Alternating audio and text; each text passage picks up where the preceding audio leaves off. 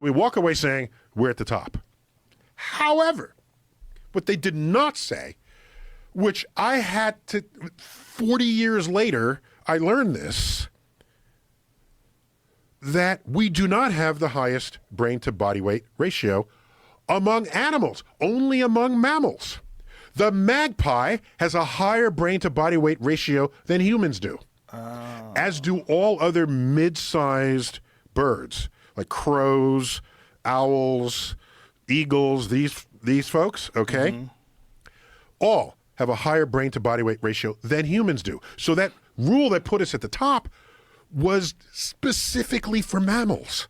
And I'm angry that I didn't think to hear how specific that was when I was taught that in 8th grade.